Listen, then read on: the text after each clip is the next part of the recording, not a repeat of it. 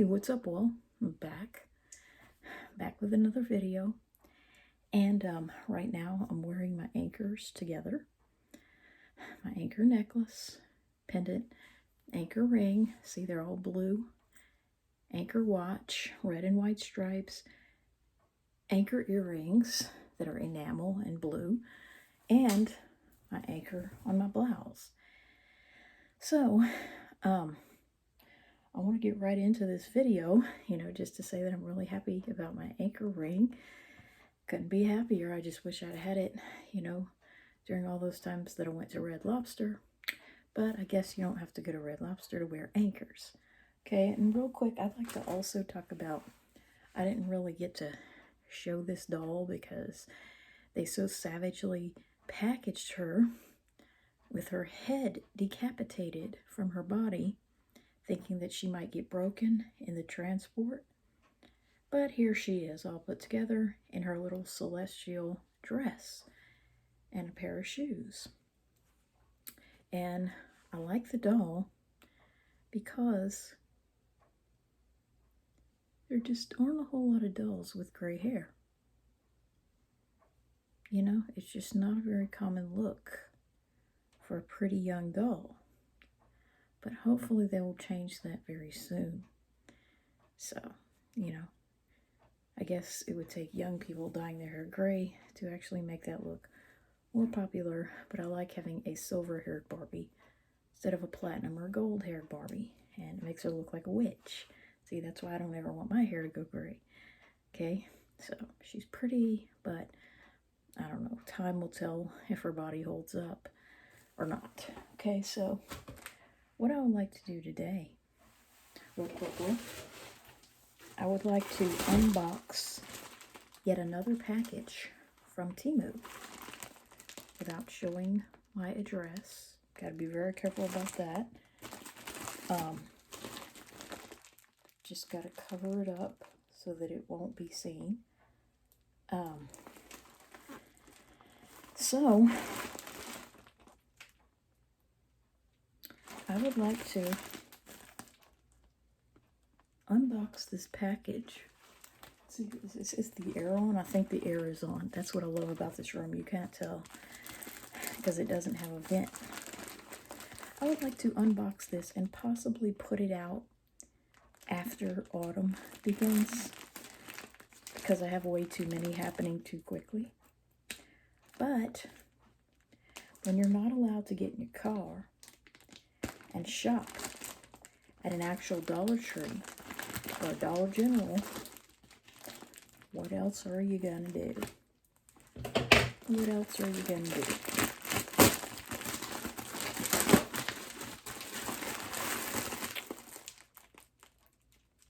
Oh my goodness. Oh my goodness. Let's see, what have we here? First of all, I have a TEMU shopping bag. Oh my goodness. Shop like a billionaire. It's a free gift. Oh my goodness. Let's see, what else do I have?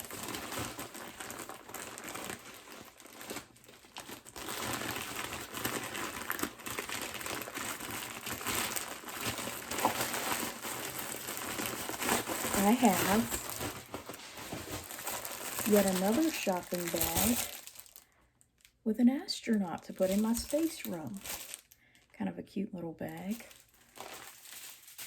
And what else do I have?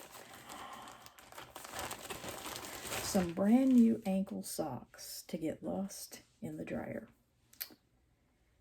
Black and gray, my two favorite colors to wear.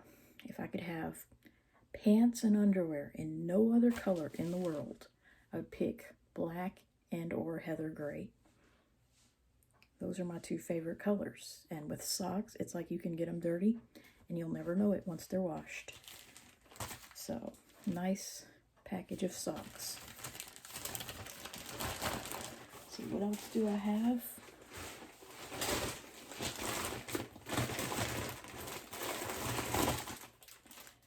Let's see. I have perhaps my favorite my brand new, it says, "'Tis the season," except it isn't Christmas. It's fall.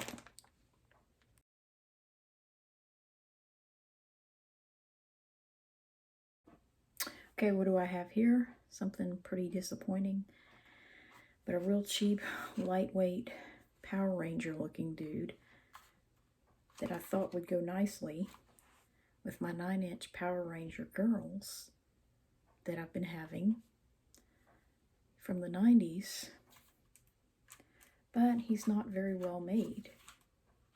I'm wondering, where are the backs of his arms? Looks very cheap, kind of disappointingly so. Would almost need some glue to glue the body together. Almost like he doesn't really fit, like he's a dollar store crap in quality. And I have a real simple $1 skirt for Barbie of sorts. And last but not least,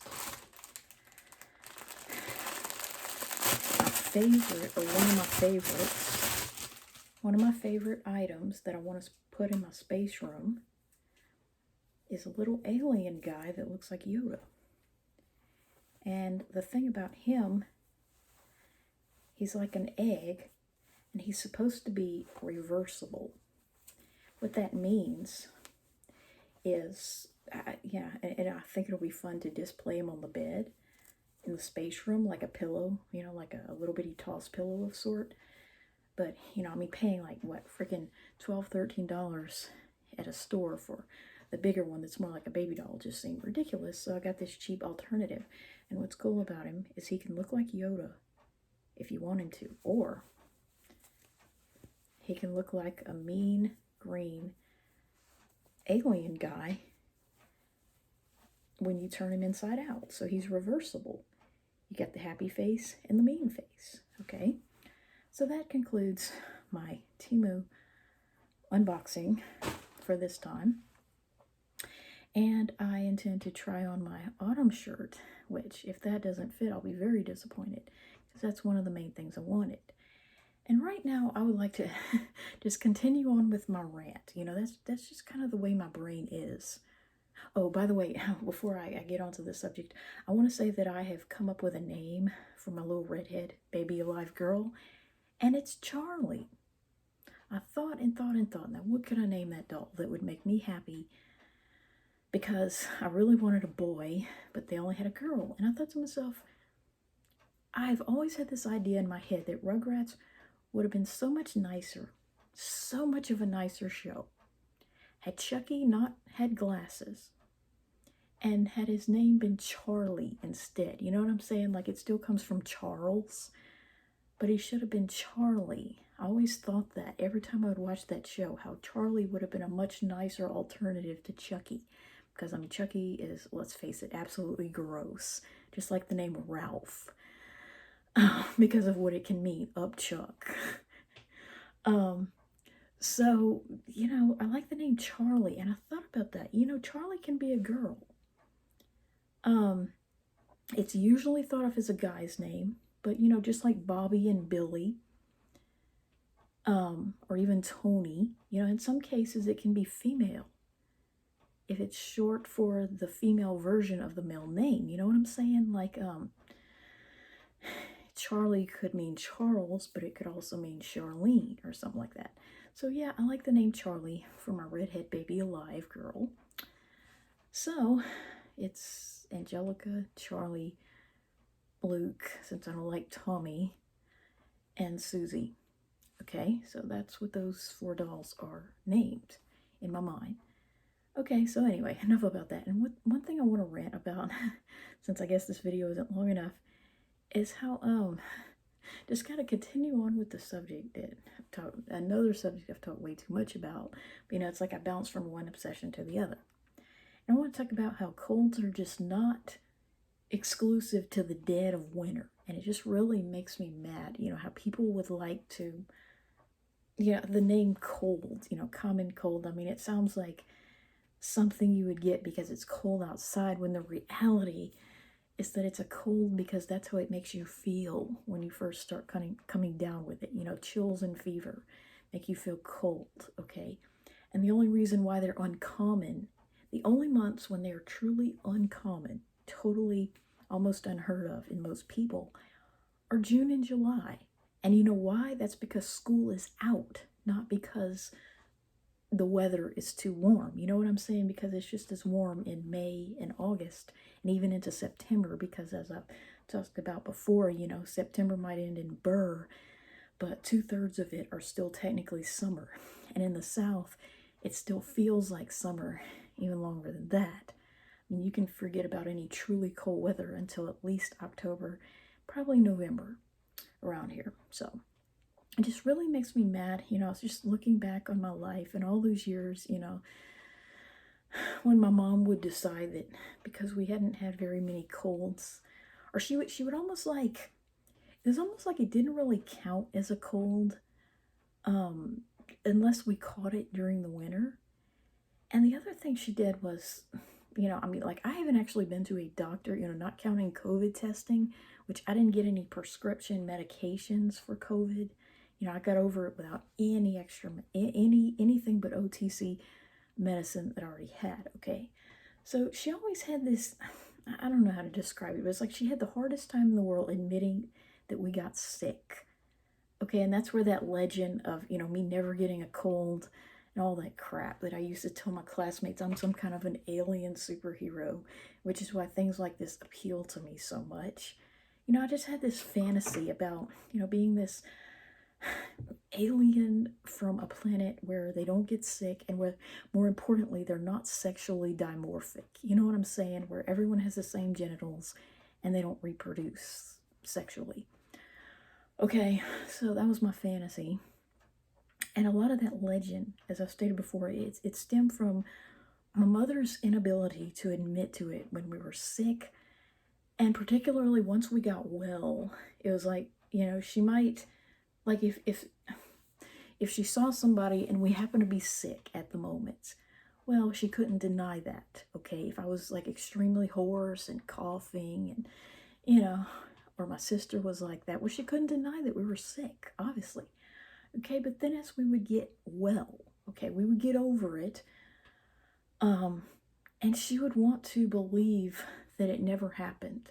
She would want to like delete it out of her memory, you know, like it never even happened. And that's what makes me mad, you know. It was like, no matter how sick we had been, you know, the fact that we were no longer sick at the moment, and, you know, combined with the fact that we almost never went to the doctor, you know, since the age of 9, I have never needed antibiotics to get over a cold, which makes sense because they're caused by viruses, not bacteria, okay?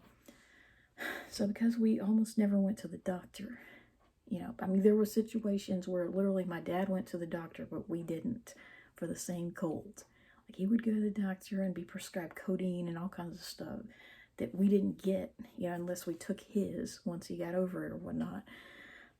Because we didn't go to the doctor. It was almost like, you know, she could still save face in some way by saying that we never went to the doctor for a cold, you know, even though we may have had at least 4 of them. The fact that we never went to the doctor somehow made them less of a cold. So we were better than kids who did. Okay, so I just wanted to talk about that real quick because, like, you know, this idea that they're exclusive to the dead of winter, you know, it couldn't be more ridiculous. The only reason, as I've stated before, that they're not more common in June and July is because school is out. It's because kids don't go to school in June and July unless they take summer school, which there aren't a lot of kids like that.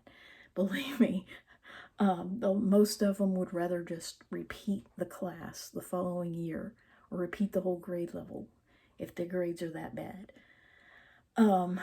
So, you know, just wanted to throw that out there that, I mean, there's just as many people right now I see sniffling and coughing in September, you know, as I see in December or January. And as I got up into college in my adult life, January actually became just as uncommon of a month for me to get a cold as the summer, oddly enough, because of the fact that college students don't have as long of a semester as school kids, okay? And so I wasn't in college until late January and late August, which all but eradicated colds in those months from my life. And my annual cold rate just plummeted, you know, as I graduated high school and then college, to the point of once a year, maybe.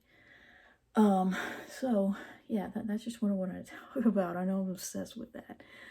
But you know, just because you can get your kids through the winter does not mean that they will not get colds in the spring. And in my mom's case, it also didn't mean that we had not had colds in the fall. Okay? Because I can clearly remember, like, you know, in year 0304, you know, it started off with me being suspended from college for cheating on that test. So I didn't have one until December. I went from May to December, so about 7 months without a cold, partly because I was suspended from college in 2003, fall 03, and I didn't get one until December from my little sister. And then I went back to school in the spring of 04 and got one, I think, February, March, April. And then I didn't get but one cold in October. Like, I want to say, like, unlucky Wednesday, not Friday, Wednesday, October 13th, 2004. And I think it was my dad who brought it home. And because you see, my sister was getting into the 7th grade, and she wasn't bringing home as many. And I may have had a really mild one in May after my college finals were complete, like around Friday the 13th in 2005, and no other one. Like fall 05 was a record-breaking hurricane season where we went into the Greek alphabet. Remember Hurricanes Katrina and Rita and Wilma? And then I didn't get any colds for the first school semester in my life until like March of 2006. Okay, so that's enough about the colds. Just wanted to put that out there that, you know, just because you don't get a cold, it would always make me mad. Like, if we did not have a cold on Christmas Day, you know, my mom would make these Christmas videos of us opening our gifts like this, and she would say things like, "We're so fortunate. None of us were sick this year." And I can remember in 2004, I was like this, rolling my eyes, because I freaking knew that I had a cold in October. I had a fever, I had a sore throat, I had everything that comes with it in October. But because it wasn't, and my sister also, I think, had one in early November. And of course, my dad, you know, had given it to me. And so, I don't know. It's like we all had colds that year. And she even had breast cancer in August and got the lumpectomy in September. So we clearly were sick. But, you know, the fact that it didn't happen, if it wasn't on Christmas Day, is like, it could be off the record. And that just really makes me mad. So I'll go ahead and post this video and say I enjoyed unwrapping almost everything from TEMU.